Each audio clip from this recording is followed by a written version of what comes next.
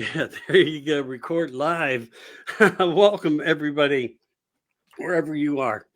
American, American Disclosing Uncensored. Here we are. My guest today is a very remarkable man, Mr. Brad Olsen. He's a publisher, book author, researcher, speaker, traveler, host, MC, and he travels the world to teach and speak to many different and on many different subject matters. Where are my eyes today? Working at times with some of the most interesting people on the planet and informative ones at that. Most recently, he was acknowledged for his hard work at Forbidden Knowledge Awards Ceremonies Conference. Today, we're going to talk about some of the 9/11 facts that we do know, and maybe more that Brad would like to share with us through his research. And possibly we will be touching a little bit of base on some of the past and present, if anything has changed in the Antarctica. Hey, welcome in, my friend. I really appreciate you being here. You have a heart of gold. Hey, Michael, great to be back. Thanks for having me on. I'm glad we could do this on 9/11 because, yep, there is so much to discuss on this matter on the most dubious of anniversaries, as I call it, in American history. The biggest false flag that's ever been perpetuated in American soil, probably around the world.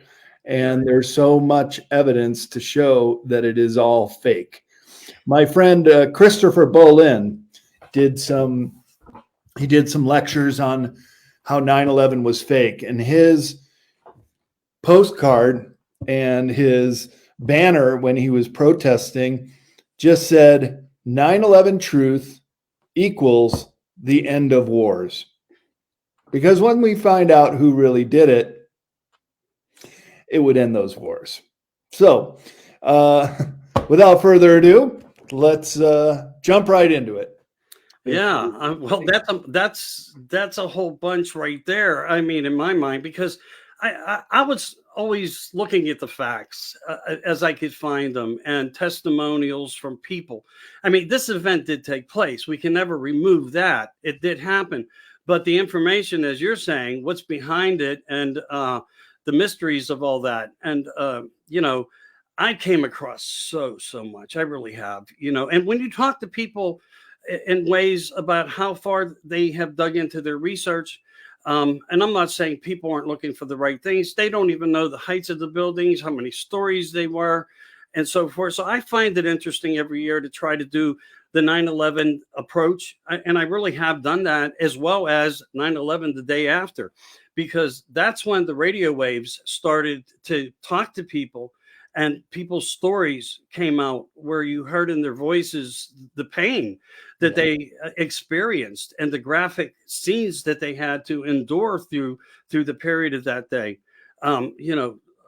Just immense amount of people that died. And the other thing that sticks in my head, just to say, is how many people suffered from all the contaminants in the air when you look at the systems of what was going on in the buildings. And that's another whole platform of so much information, asbestos and people's insurances and putting addendums onto the insurance policies for terrorism. They canceled my terrorism insurance on my properties years ago and said you just couldn't buy it no more. But here we are. So getting into a lot of these facts, we know that many died, and more. We know the times. We know the censorship that went into it. We know the restrictions of the cleanup that went on. How do you feel about all that? Yeah, like you said, the day after is very telling, but it's also that the day before is also very telling. So if we just want to start with our timeline. Okay. Oops. Sorry. Okay. Was just going to say that the day before, on 9/10, that is when Donald Rumsfeld made the announcement that there was only $2.3 trillion missing in the Pentagon's budget. And lo and behold, the very next day, that office that was doing the accounting to try to track down that 2.3 million just got hit in the Pentagon, exact same location. So that should be very telling. And what hit the Pentagon was certainly no airplane. There is a new group called Pilots for 9/11 Truth, very similar to the architects of 9/11 Truth with Richard Gage, who's done an incredible amount of work saying that the architects feel it's absolutely impossible that the planes could have come down or the buildings could have come down in the manner that they did. And now pilots are coming out and saying it's so difficult to do those 3 flight maneuvers in giant 757 airplanes to hit the Pentagon right there in the office at ground, just 20 feet above ground level, but also to do the hits on the World Trade Centers. So they have had very experienced airline pilots in flight simulators try to reproduce those flights, especially the one in the Pentagon, which does a corkscrew turn. Right. It goes just above ground level.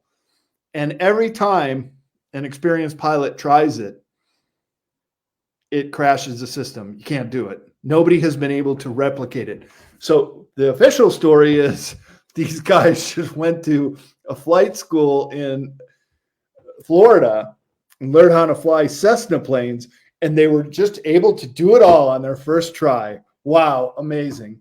Yeah. Do you think that, well, I think, and what I find, when we look at the scenario of what you're describing, what if they were remote controlled and they had GPS coordinates? Would that make the effect possible to where something like that could have been accomplished through technologies that we just weren't thinking about at that present time? Not to say that there weren't people on planes and maybe, hostile, individuals that had a mission, but at the same time, they give up their lives for whatever.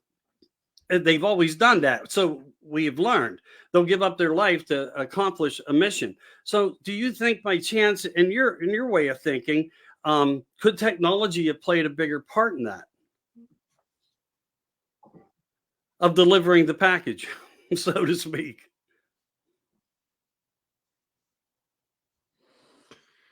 Yeah, great question.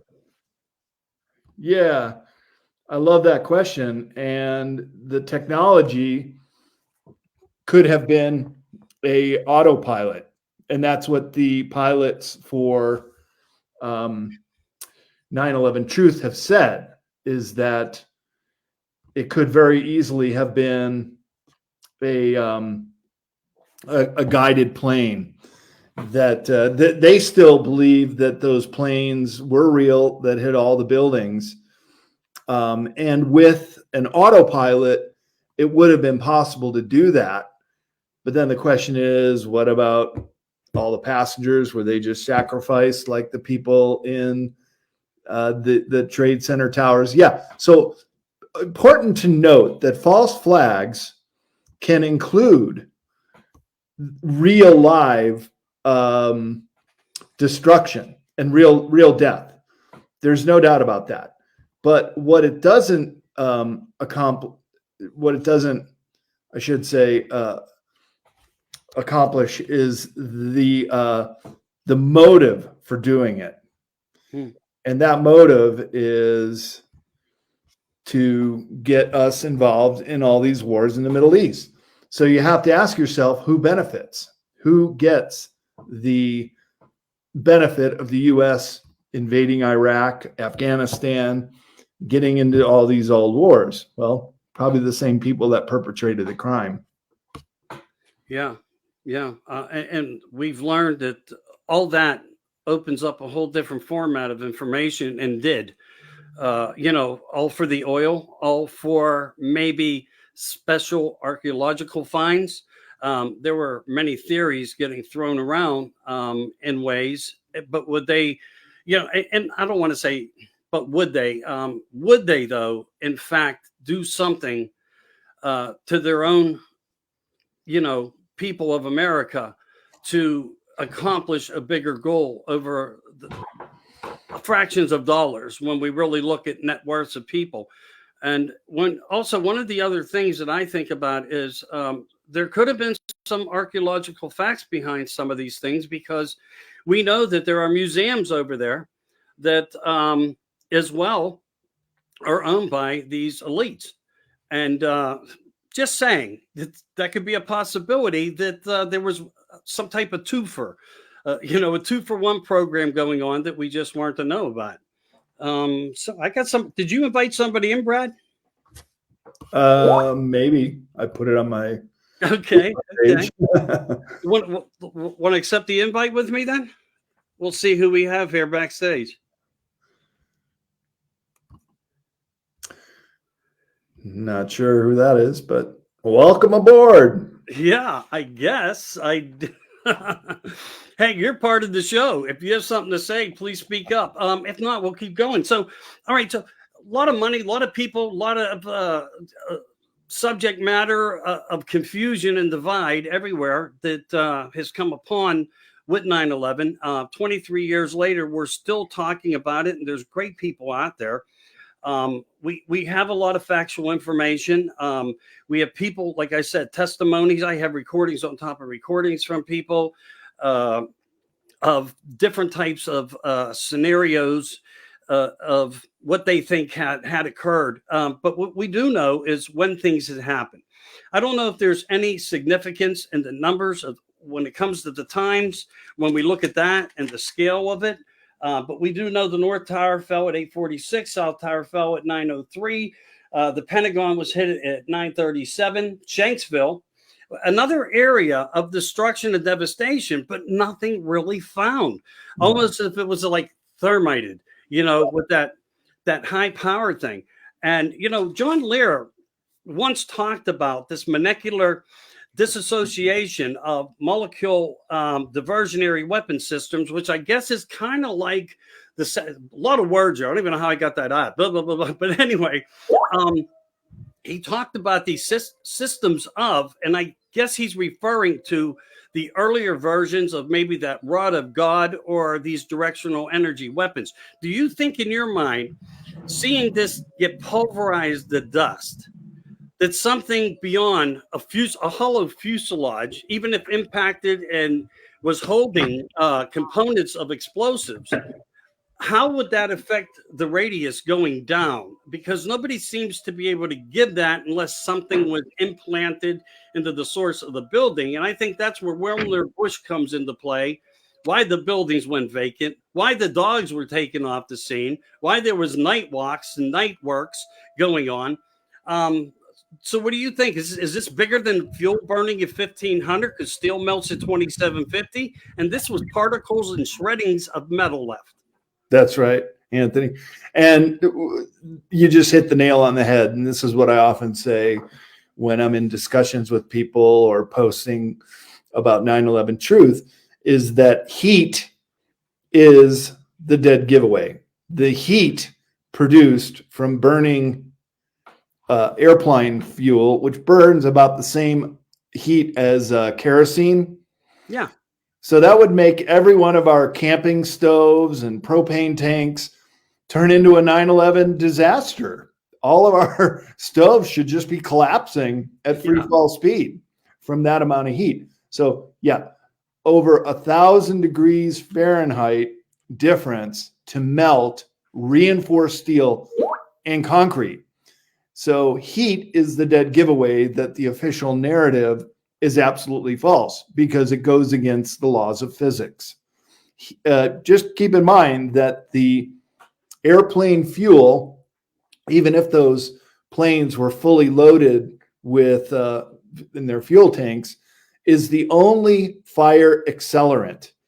And even the architects of 9/11 truth have come out and said that fire accelerant would not even be enough to light up those offices on fire. Yeah, sure, a few buildings would burn and papers, but the Trade Center towers, 1 and 2 and 7, were some of the most heavily reinforced buildings that were built and designed to withstand the impact of an airplane, such as the 757 that supposedly hit it. So I'm in the camp of the holographic plane theories now, because when you review the footage of those planes coming in, some of them have problems with the rendering. That is, the plane's wings will disappear. They'll appear behind buildings that are clearly in the foreground, and so many other different little nuances when you review the file of those planes coming in to the Twin Towers that just appear to be a rendering error, that they had to get those films out so quickly that a couple mistakes or artifacts made it into the files. Then you got the Pentagon, which is the most surveilled building in America, if not the world. And just a 6-frame video of what even looks like a missile hitting the Pentagon. Yeah. How did all those videos go missing? And it's known that the FBI, in just the minutes and hours after it struck, confiscated all the CT videos, closed circuit monitoring the Pentagon, but also they went around to all the businesses in the area that had a video recording that could have captured what exactly hit, and confiscated those videos. So that's why there's no real concrete videos of the Pentagon being struck. Right. So then we go to the proofs in ways. There was that I found, and I'd be glad to share any of this information with you because it's pretty extensive what I have on as far as people talking, firemen coming forward, medics, and more, as well as just off the street testimonials of people's experiences going on, as I said earlier. And we get into this narrative of,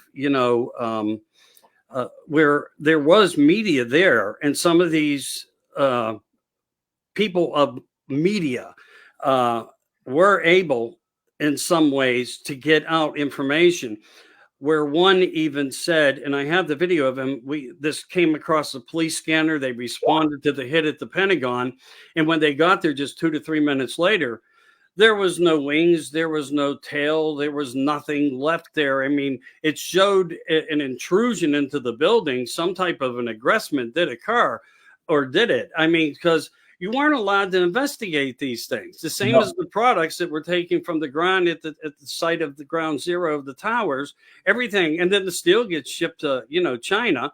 So you're right. A cover up was underway and they were controlling a narrative. So could everything and a lot of what we've seen been CGI'd? And then this is probably something that just as well as many other people, because I do believe people do a lot of research. And my thought in that point of is the BBC making an announcement at 5:13 in the afternoon that Building 7 was collapsed and it didn't fall until, of course, 5:20.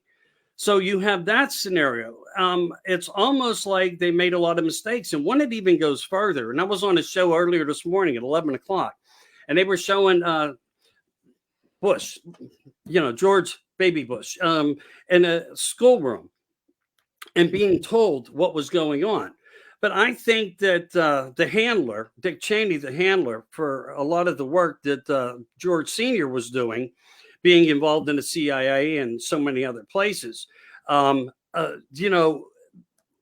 was something of mystery there, because they were teaching the kids exactly what he was learning. Plane hit steel. And they were teaching people this. Plane hit steel. And again, these videos are real. I have them, and you could see this Black African American woman teaching the students on what I say is the same subject matter that he already knew about. And the nervousness that he saw when people think they see within a president's face learning of something so devastating, I think it was him learning the devastation that he was involved in one of the biggest elements of corruption in the United States. And he was nervous as shit about it. Oh, yeah. And remember the book he was reading, which in some pictures it shows upside down, so it's just a prop. Yeah. It's called My Pet Goat. Yeah. There's a cult ritual meanings in all that too, which even makes it more bizarre. Yeah, it's kind of like the Skull and Bones program of all these variations. And I think a lot of these people in leadership roles are actually conditioned too.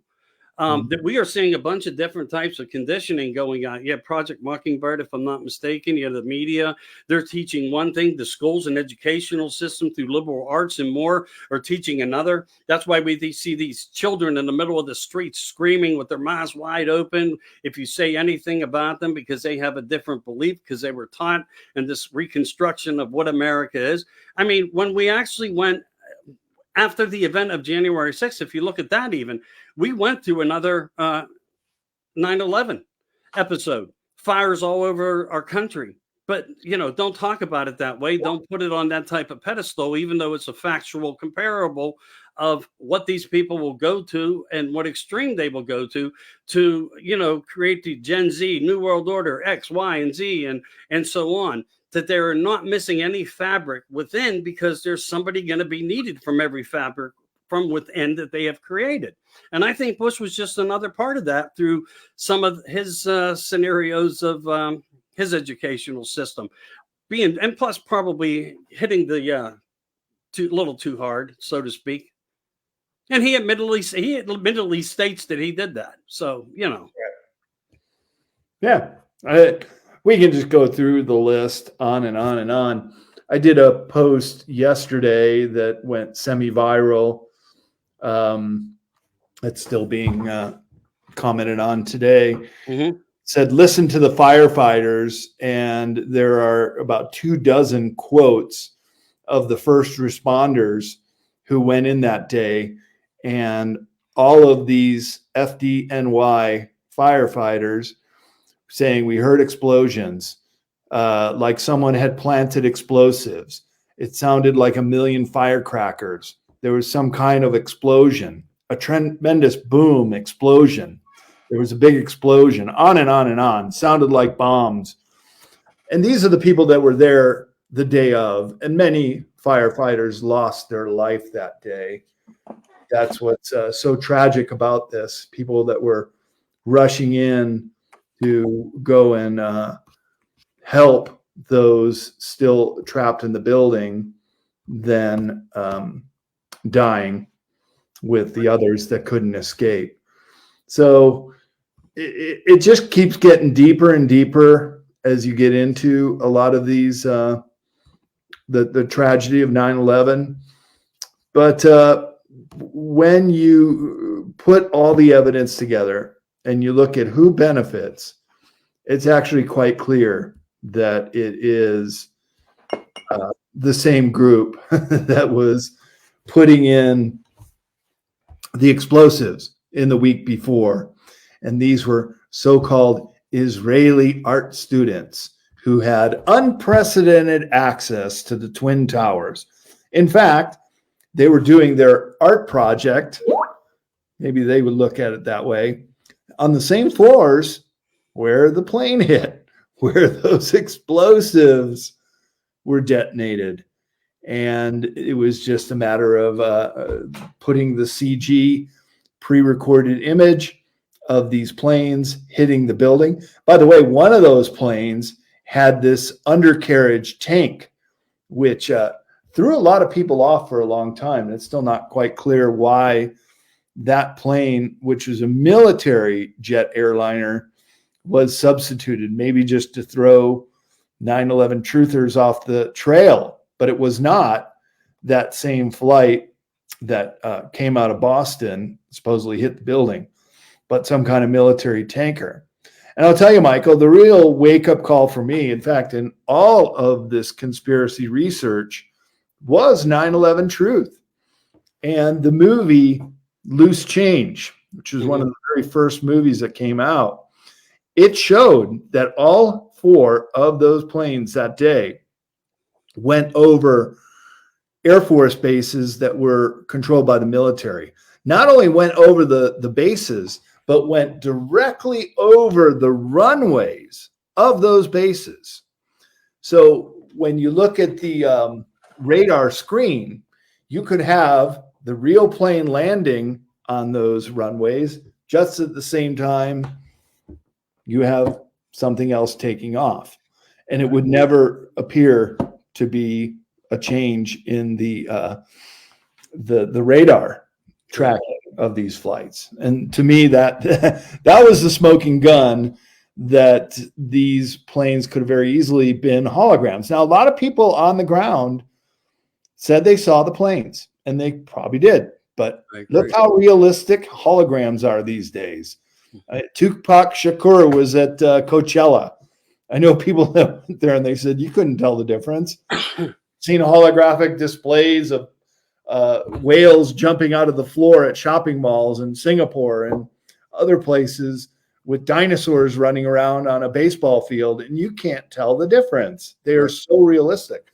That's why I'm a little concerned that they're going to still try to pull off Project Bluebeam, which is a fake alien invasion. Right. It would be so realistic that people would really think it's real. Yeah. They may even have fooled me once or twice. Something did. Something made me look up and create what's in the skies. I follow my life. I just do. I talk to good people. I talk to intelligent people, and we all share thought, and some give guidance, and that's how I function. But I just want to go back for a minute, as you said, what these structures were made out of, and the integrity of the inside of the steel in the elevator areas, unlike any other building. The Empire State Building was hit a couple times prior. They knew what they had to build against when it came into the possibility of a structure being hit. The outsides, just mind-blowing, the integrity of the strength that was put behind them. It was built 4 times within the amount of strength that any other building basically would be built within the standards of. So a lot of thought of concrete scenario thinking was put into them. It's just, something did cause all that to happen, though. And we do know that somewhere along the line, there were different things. And not to regurgitate on that, because sometimes I do. And I apologize to everybody out there. Hello, America. But when you're into this mindset, trying to talk about everything that you can in a good way to bring information to people, sometimes that happens. But to go a little bit further also on this, it was something I made a note of that I wanted to ask you about because of the military and due to the military technologies and existence of what they have and what we think they have and what we thought that we didn't have, they would be able to pull the wool over our eyes. But one of the more fascinating things is, where were our F-16s? They had plenty of time. If they went over, as you just stated, as I've heard that said also, there was not an early enough awareness, and they only shot one from the sky, which doesn't even make sense, because I'm very close to Shanksville. The people that I talked about that were first responders, and I only got to talk to 2, but that was enough. A state trooper and a first responder who said they showed up. There was an area of damage, but there was no area that showed any constructive, legitimate concern of an airliner crashing. So I wasn't there. This is verbal. This is a different type of conversation going on. People calling into the show when I was doing 9/11 the day after, getting information. And I wanted to try to play something for you right now, if I could too. I'm just going to do a recording of it. Here, put it on the record mode on this little mini piece of thing I have here. By the way, there were photos of that pit in Shanksville before 9/11. It was a pit. They just threw some smoke bombs in there, no debris from the airplane. I believe that.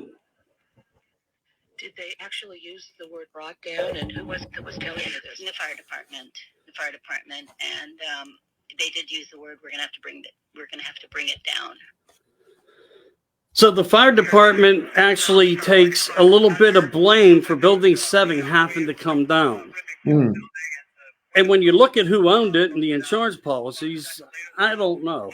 Lucky Larry Silverstein, who also said we had to pull it in order to because it was such a tragedy that day. There was such a loss of life that Building 7, we just had to pull it. Hey, he just admitted that's the term for controlled demolition. Oh. Yeah, and we saw several. I mean, and to pull off a theatrical scenario as big as that and to pull the wool over America's eyes is just absurd, but factually, and it can't happen. The technologies and things that they use are remarkable. Getting to a point of check this out. About 3 weeks ago, my daughter invites me up for a housewarming party at her house, and they always talk about her fiance's pap and so forth. So I went in to meet him and say hello to him, and he starts talking to me about scenarios and military. And this is how early maybe some of this technology was. He says, I worked for Westinghouse. I had to sign no disclosures, etc. And I was like, really? I says, I talk about this kind of thing. And he was like, yeah, I know. And we talked about shows that we like and people, and certain people's names came up. And I'm like, wow, this is getting really interesting. I said, but what do you want? What can you tell me? Because he said, I'd like to share something with you because they can't hold me to it no more. He says, and I was watched. And this is a man out of Pennsylvania, near Pittsburgh, an older fellow. He's a grandfather, and he was a military person on naval ships. And he was somewhere in the East at one point, and they were under some missiles coming in at them.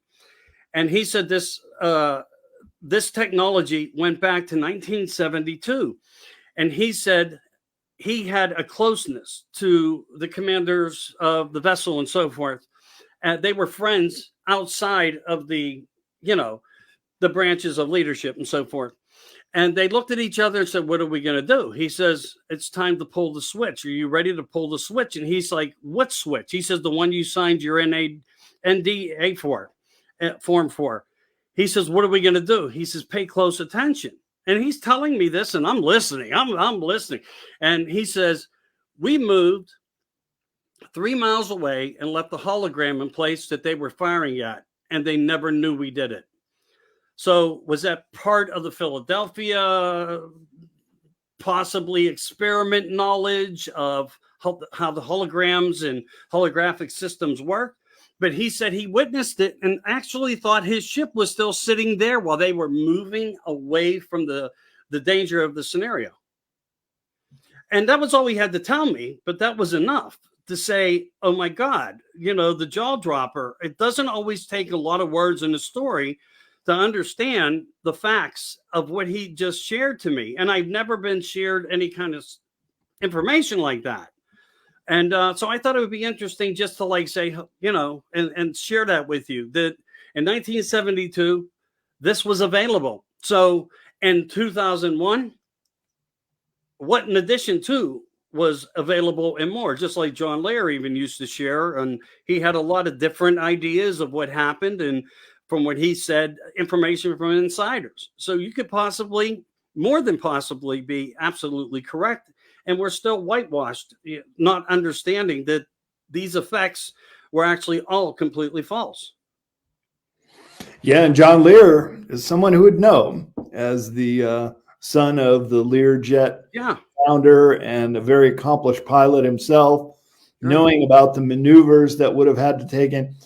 Just if the planes that hit the towers were off by 1 degree coming in that fast, they would have partly hit the towers or missed them altogether.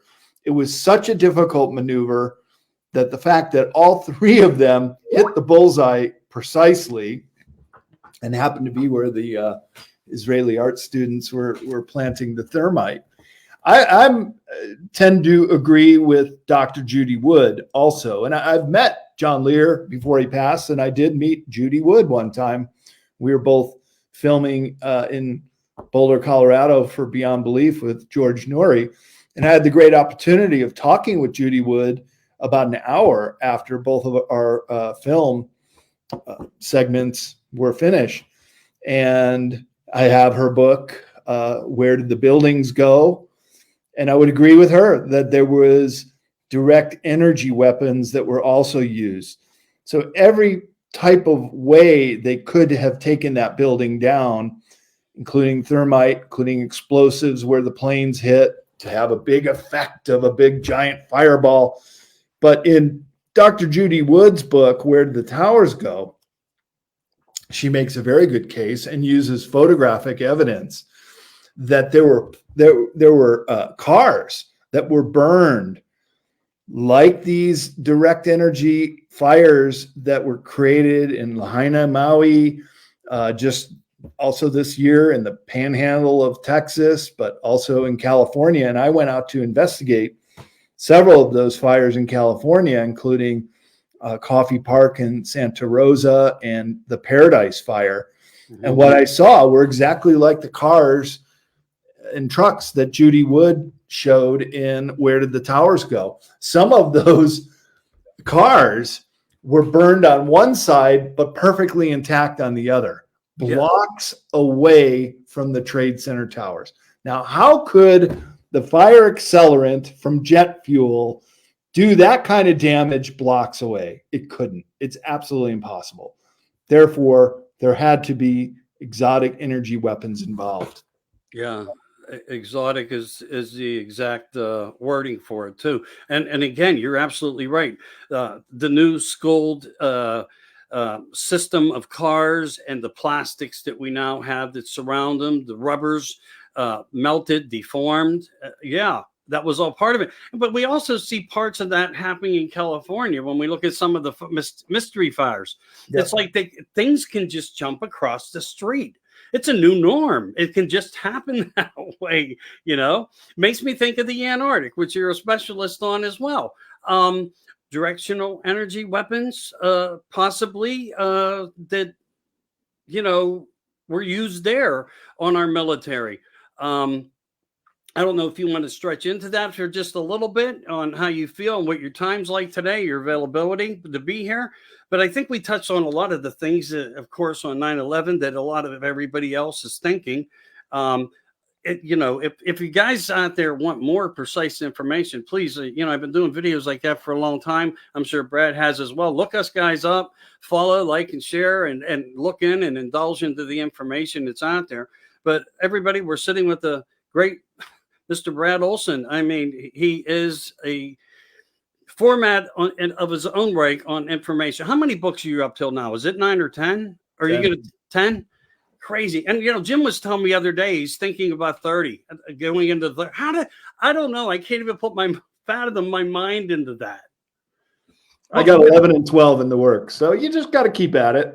I've been doing this for decades. So I need to retire to focus more that way because like you, I want to be able to, but the times are just starting to get to the point in life, of where that's possible.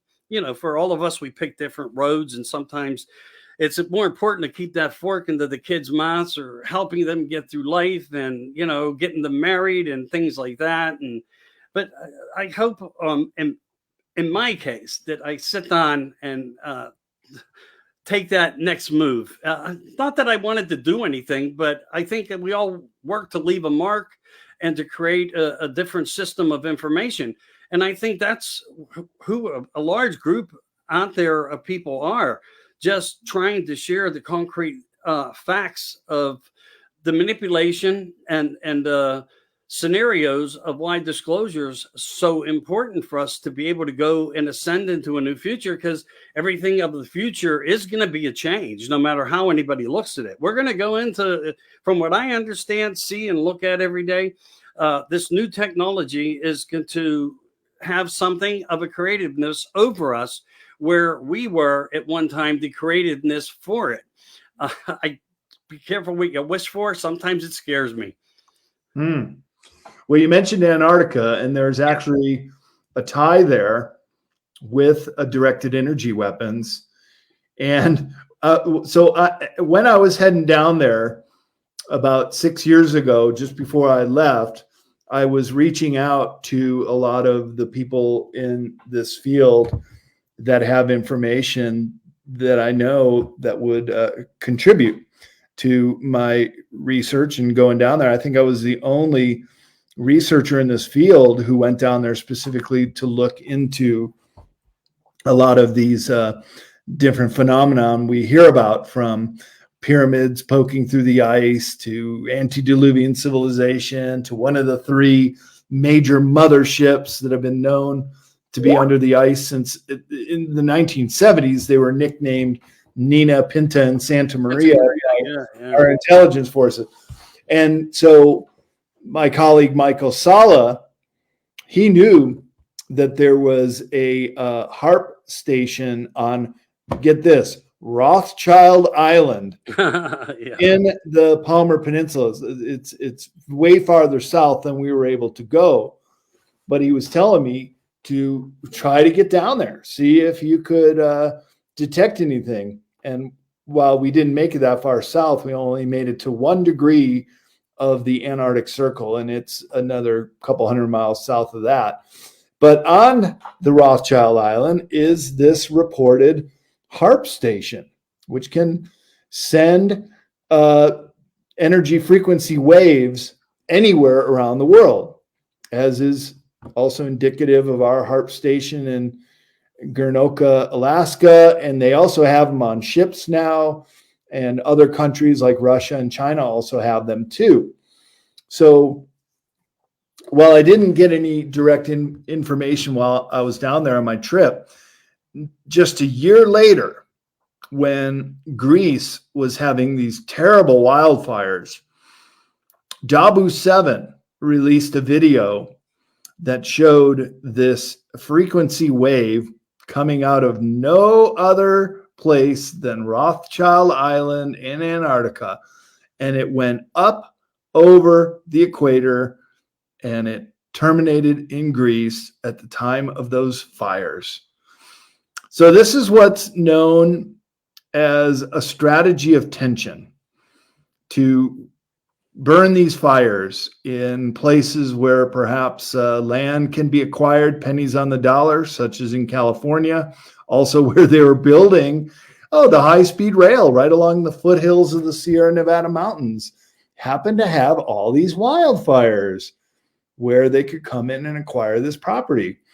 Yeah. So this problem reaction solution, this Hegelian dialectic that gives you some idea of what they're doing and why, and how they can steer the narrative. Oh, it's climate change. We have to make everybody have a digital ID with carbon credits on it so that you can't burn more fossil fuel than you're allotted.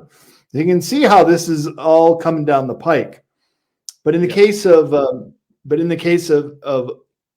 the strategy of tension, this was discussed during Operation Gladio. And that was all these false flag attacks that occurred in the late 1970s, early 1980s, which were mostly suitcase bombs that were exploding in the train stations throughout Western Europe. One of the worst was in Bologna, Italy.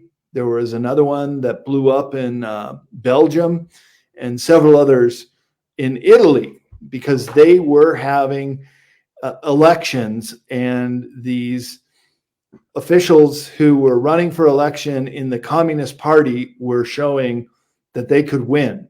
So they did these explosions and blame it on the communists. Problem, reaction, solution. Well, in Operation Gladio, some of the operatives were actually caught and brought to trial. Now, they're mid-level operatives, and they did avoid naming names.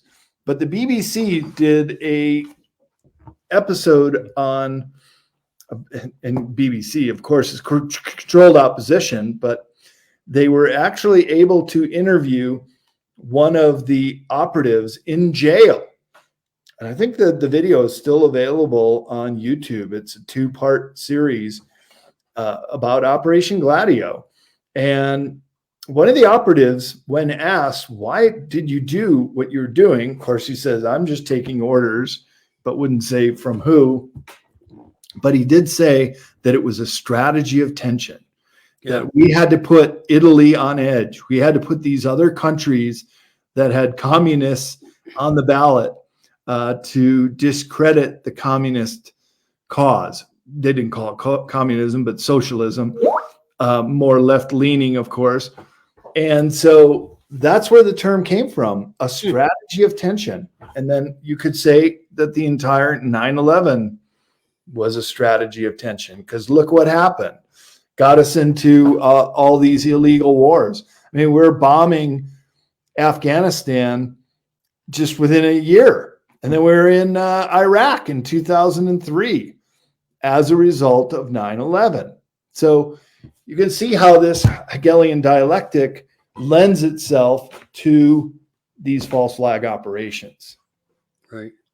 And they come in many different packages and formats too, because speaking on what you're speaking on, there was also a point of scenario that I can remember. And I didn't know why it was happening. I just, at the time, but there's connected dots that we all do by putting these pieces of the puzzle together, where these acid packs that were exploding. And you could see just like the effects on people's faces and so forth. So there was more than just one type of incident that was going on. They were manifesting other to, I think, create a diversionary or like type tactics to say there's just craziness in the world, but yet we know where the finger points back to and who was responsible for the actions that that we were witnessing. But again, you know, they work in that system. How do we get out of the system of confusion and divide? Because it just seems to be everywhere, no matter what the subject matter is. You know, just to pick at your brain for a minute there. I mean, do we ever walk away from it? What does man have to do? We are the cure. And what we do will be much to what you do. More, let me correct my words. Many greats like yourself who are out there trying to disclose all the facts and truths to people. Let them wake up our consciousness, because we receive that download, you know, and then we can process and ascend, because we're ascending because we have knowledge, and you know, all those things is the importance of everything. How do we get out of this? I mean, is the election the answer to the 9/11 scenarios, or the fact that Maui and California and land grabs and structures of that scenario? How do we remove these people? I mean, you probably may not want to comment full on it, but if you can kind of weigh in. Sure. Well, as I said at the beginning, with Christopher Bolin's sign on 9/11, that 9/11 truth is the end of wars.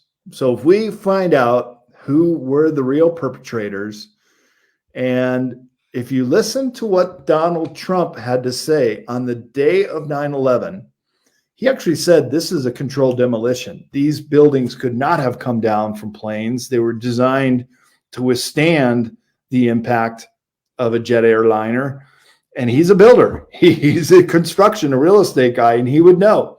So he knows that this was an inside job. He said recently to Bobby Kennedy that he wasn't able to clean the swamp. He couldn't drain the swamp in time in the first 4 years. And so he will be the one to bring forth 9/11 truth. In the Q drops, it was also said that we're saving Israel for last. And there's a good reason why. They're a very dangerous animal. They have nuclear bombs. They could do a lot of damage. The Samson option would be to bring nuclear suitcase bombs to all our major cities. So they've already threatened us with this 9/11 truth. So it has to be handled very delicately. Mm-hmm. But I do think in his second term, he will reveal who is really behind 9/11, and that will be saving Israel for last. Okay. Are you aware? I do shows. You may or may not be aware of. There's a book out there called Stolen Identity, and it's done by a Kennedy, but it's done by not a John Kennedy, but a JFK Jr. Kennedy. Are you aware of that book? I've heard of it. I've not read it, but the whole notion that JFK Jr. could have faked his own death, because there's quite a bit of mystery about that plane going down, about a rescue crew being on site pretty much right when the plane hit. So if they were able to eject if they were even on the plane, to be saved by this rescue crew. But keep in mind that and this is in just the year and a half following 9/11, John F. Kennedy Jr. was going to run for the Senate seat against Hillary Rodham Clinton. Yeah. Hillary Rodham Clinton has a hit list, Yeah. a death. The Arkansas Illuminati, we'll say, or cartel. So you can bet that JFK Jr. had been given a not so veiled threat not to run. And sure enough, this plane crash occurred before that election, and therefore he could very well have gone into hiding. So I would like to believe that he is still alive. He may even come out of his protective service right around the time of the election. Some people may even think that J.D. Vance was just a placeholder and JFK Jr. could come in the October surprise. That would certainly solidify the election for Trump. And the other thing it would do is if they had to change the names once again on all the ballots, it would certainly make it much more difficult for the deep state to use all these fraudulent ballots, because they would have to change the name once again. Something comes up with Biden's name on it or J.D. Vance, if he was replaced, then there you go. They can't use the fake ballots.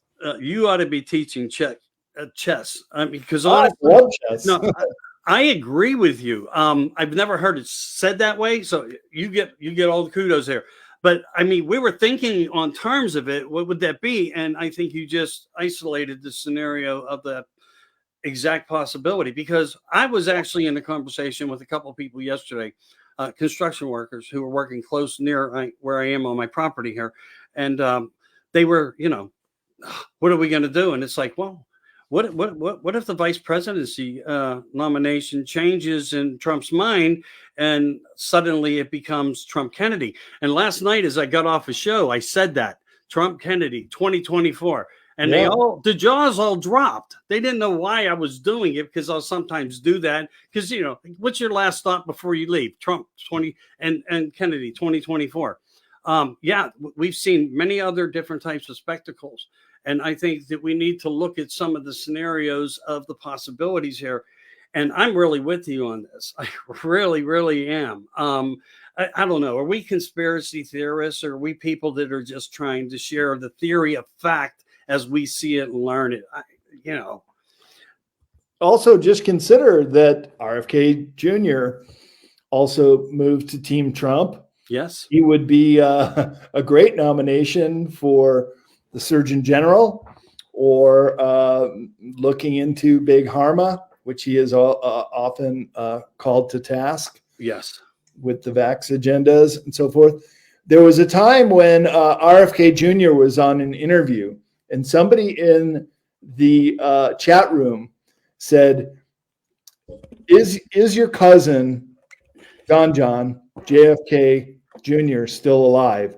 And if so, just make an indication by touching your nose. And sure enough, RFK did, indicating that he knows his cousin's alive, and probably why he joined Team Trump. And just think, the Kennedys were just the classic Democrats. How many of our older friends who knew the Kennedys and voted for them, our parents, and would just, their jaws would drop thinking that RFK joined Team Trump, a Republican, that John, if still alive, could come in as the vice president. So the Kennedy family, some of the more traditional ones, have gone against RFK and say, no, we don't support him and we don't want him to be president. But the facts are, he's the most vocal, outspoken, and person out there right now in the Kennedy family making these kind of motions. And so if John were still alive, that would really turn the tide. Yeah, I agree. And you know what? He's been more transparent than anybody within the 2024 outlook projection on the behalf of the entire election coming forth. I mean, he has not held back on basically anything. He has been more transparent even than Donald Trump himself. But I think, again, that is probably due to the negativity and the high volumes of attacks that he just tries to get himself to the point of. And Kennedy came on with that whole no disclosure, I call it, conversation, and addressed America as to why he wanted to go and move from where he was at to do what he wanted to do now. So, yeah, without a doubt, very interesting conversation. I wanted to see if I could show you something. I should have hooked up my other screen today. I don't know why I didn't, but I was more about, I'm going to hang up whose shows I'm on tonight and doing what you and I are doing right now. But I want you to, if you can, when you're free, and I know your time is not free, you're a very busy individual doing a lot of different things. And again, my thanks always go on to you for coming on. You have a heart of gold, you really do. But I spoke to this individual. One of the things that he said was, I'm not the John. I'm the real one. He talked about Montauk. He talked about being put into Secret Service programming, like where the MI labs and certain scenario of other type things were, how his handlers put him on TV shows like Green Acres. And he's the one on top of the car at the beginning of the Doris Day movie. And I'm just giving you some hints as to where he and his face do match up to who he is and who he suggested he is. But yeah, the book Stolen Identity is very fascinating because he talks about his family and he talks about the Queen, and he talks about how his mother took him to visit the Queen and he was gifted a ring, and he shows artifacts, some of ancient antiquity looking things that this man, where he is in his place in life now, under all difficulties, his family's riches gone, has some pretty amazing information and artifacts that somewhat back up more of his story even. But he told, in the conversation that I had with Susan Greenwald, we did a show about John because at the time, he doesn't like that you call him that either, by the way. He I guess it hurts him. But I can't find it right now, which is sad. Anyway, it's on my page, and I networked the best I could if in fact the story was true. And I told him, I'll be skeptical till I know everything. And I said, you can't blame America for thinking that way. But he has key elements of information that I don't think any of us ever thought of. And the facts that the family money and everything has just disappeared. And he came from one of the most wealthiest families. His bloodline is the most wealthy in the world at one point in time, where the word of his grandfather would have rang the phone at the president's White House. The presidential White House red phone would have rang. So it's just pretty amazing. I'll see what I can find on it, because I would like for you, it might be able to give you somewhere to go with reaching out to, some of your people to see where that stands. But he gave a very logical explanation of a lot of things. And I know that there's good people out there. I mean, when we look at the narrative of crisis actors and more, people specialize in everything. Yeah. Yeah, please share it with me. I'll like to check that out. Yeah, it's pretty amazing. It really is. So I don't know, like we've been on for a little bit over an hour, and I know you're in the library and of Congress somewhere in America. Where is Brad now? We're not really asking you, but I love how you came up with that. It makes me remember something the kids watched when they were kids. I can't remember. It was like, where is Carmen Sandiego or something? I'm thinking, how does Brad come up with this stuff? But you're right here, right now, and that's what's important. You want to go anywhere else before you have to 86 us and leave into your magical world of America? Well, I would just like to say that all your listeners out there, keep an open mind on 9/11 truth. This is the most dubious of American holidays. 9/11 truth equals the end of wars. I mean, we can really change this country fundamentally when we know that all these false flags were perpetrated on the American public. And 9/11 is the greatest starting point because so many people I know, myself included, have really come to understand what a false flag operation is and how these have affected the course of America through 9/11 truth. So go to Architects and Engineers for 9/11 truth. Check out Pilots for 9/11 truth and so many other groups that are coming out that are revealing the evidence that all is not as it seems, and the real perpetrators are the ones who have America hijacked. This even goes all the way into Epstein Island and what that was all about, blackmailing the politicians and celebrities to toe the line. Who is doing that blackmailing are the same people who perpetrated 9/11. Yeah, I believe that too. And you know what? You brought up something that I just want to add a little crumb to. Heidi Fleiss, The Hollywood Madam. Do you remember that book? Yeah, I sure do. Yeah. And there you go. Exactly. Yeah. Yeah. The beginning of the beginning, don't you think? Yeah, sure is. That was the Hollywood. That was the Hollywood agenda, of that. And yeah, we've learned so much. But I do appreciate you, and I thank you for coming on today. I really enjoy time with you, and you're so kind to always, say sure, And I don't know if people know how big of a heart you have, but it's as big as me. And by the way, I want to show you something because I know you're into this. And Eric the Healer told me that he has spent some time with you on the slope. Oh, yeah, we're good friends. Yeah. He wants me to come down to Vegas to hang out with you guys. You should. I'd love to meet you. I just been talking. How do you like these old puppies? Wow, look at you. You should commemorate those on your wall. Those are museum pieces. I don't know. They're not that old, are they? I know they're old, but I don't know. But I mean, they're not celluloid or lucite grips. If anybody out there understands what the first plastics of America were in technology, but I try to look at everything.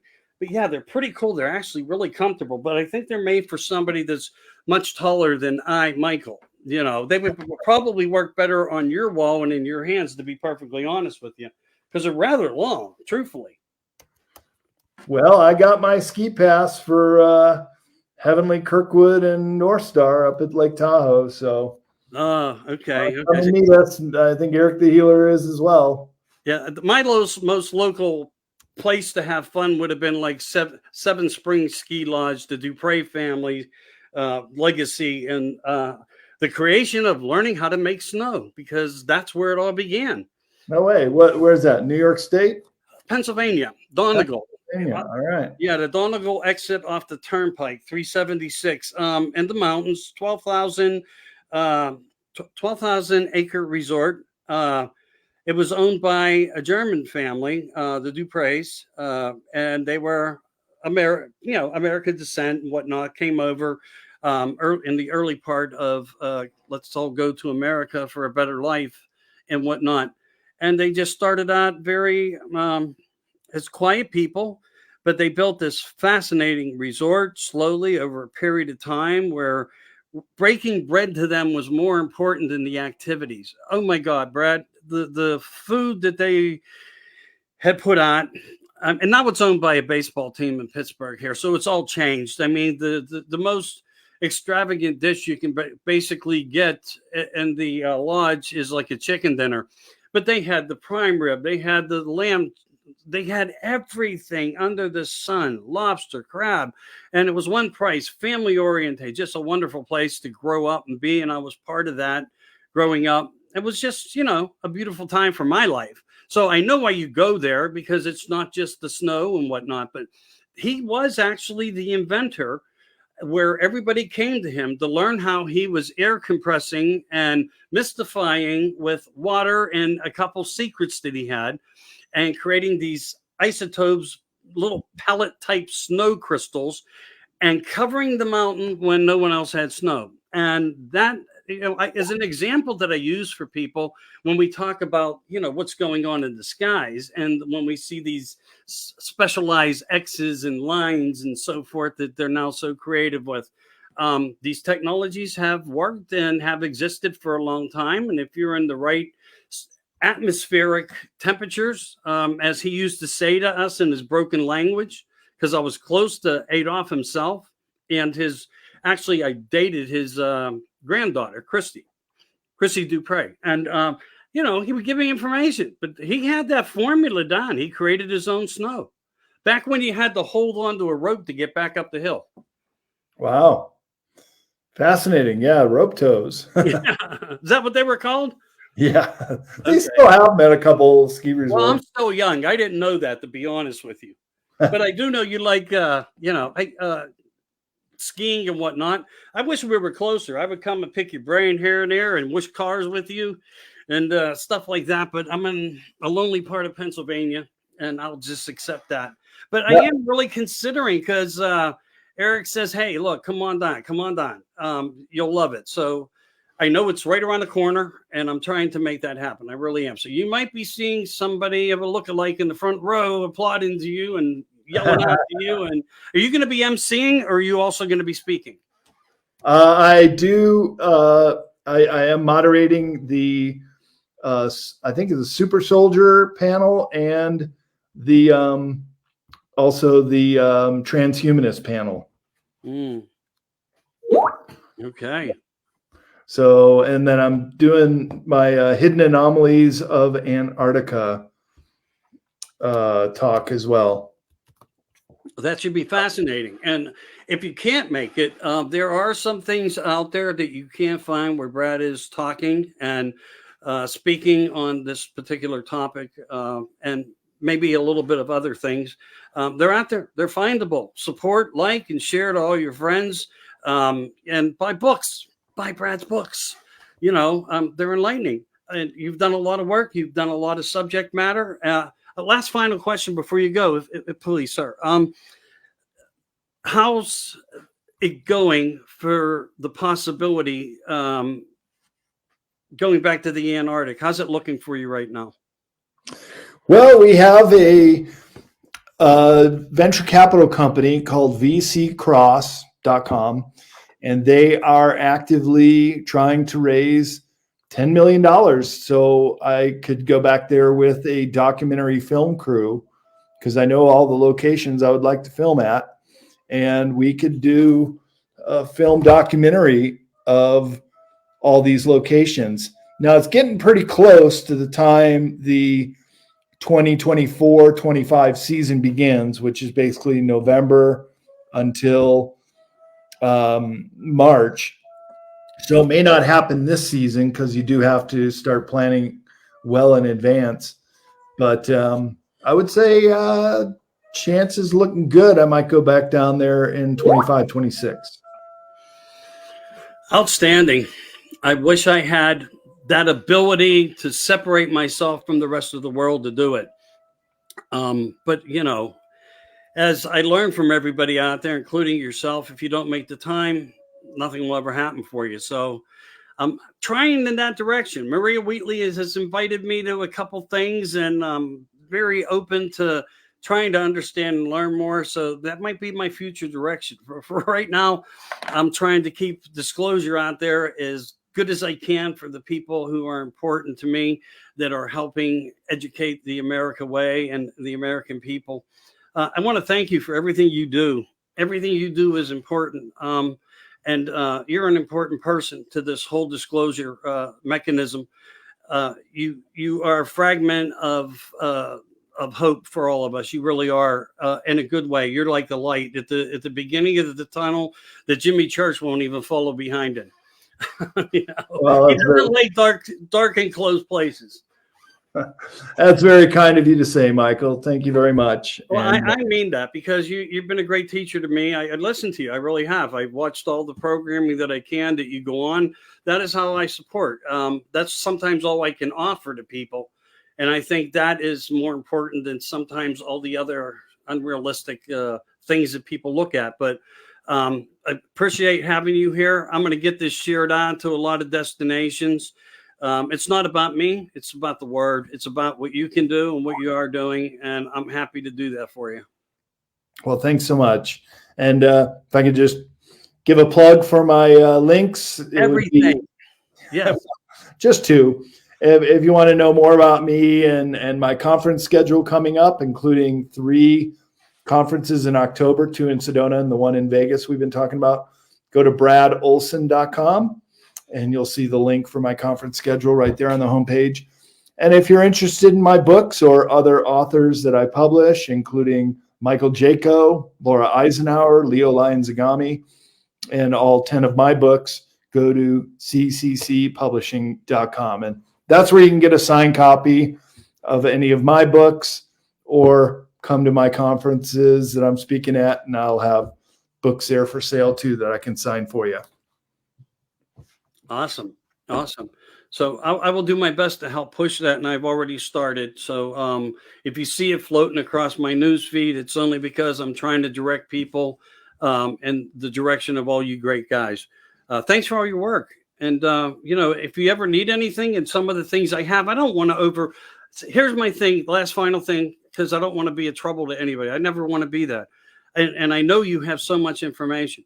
I don't want to bomb somebody with some of these things, but, there is a couple things that I'll send you that might, just open your eyes to, how directions change for all of us. You never know. And I'm really trying to extract this man out of that. Let's find out if he's real kind of scenario.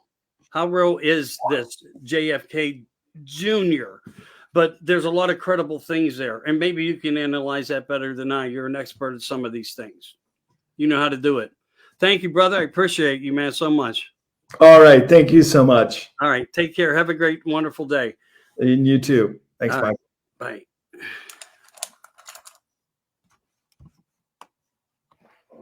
Bye. Good job. Thank And you. good timing. Thank you. I've got a